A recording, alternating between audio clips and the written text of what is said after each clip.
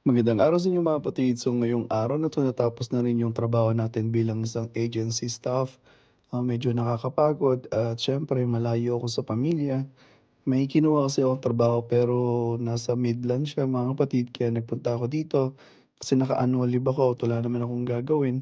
So pumasok na lang ako bilang agency staff, pandagdag na rin panggastos. Medyo napapagod na diyan si Kuya Fredo ninyo pero pinadala na ako ni mama ng video ng mga na-invest natin sa Pilipinas. Siyempre 'yun dumadami na yung mga kambing natin. Nagsimula lang ako diyan sa dalawa tapos 'yun dumami na ng dumami. At siyempre natutuwa ako kasi nandiyan sila mama at papa na inaasikaso nila yung munting farm namin at napapalago nila, natataniman. At siyempre ayan, dumadami na yung mga tanim diyan. Isa na din sa dahilan kung bakit ako pumasok bilang agency kasi nga siyempre 'pag tag-init sa probinsya namin walang tubig yung balon namin o yung deep well namin.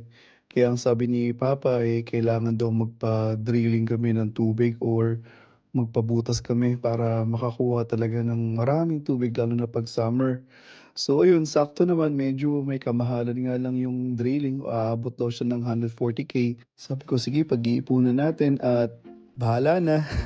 Gagawan ko ng paraan 'yan para magkaroon ng tubig sa munting farm namin. Kasi ang hirap ng tubig mga kapatid 'pag tag-init na, talagang natutuyo yung poso, deep well namin at talagang kailangan na magpa-drill. Nahihirapan din kasi natutuyo yung mga tanim na gulay ni papa at siyempre yung mga hayop namin lalo na yung mga baboy talagang kailangan ng tubig diyan mga kapatid na para sa paglilinis ng mga kulungan nila. Natutuwa ako kasi nandiyan nga yung nanay at tatay ko na nag-aasikaso sa munting farm namin, tinitignan yung pagpapagawa ng bahay namin diyan. At siyempre ito si Kuya Fredo ninyo at si Ate Bebang siyempre ano 'yan, magsisipag kami para sa future namin or yung pangarap namin na mag-for good sa Pilipinas in the future. Kaya kapag nakikita ko yung mga video na binapadala ni mama, nawawala yung pagod ko. Kaya sabi ko, laban lang Kuya Fredo. Salamat po.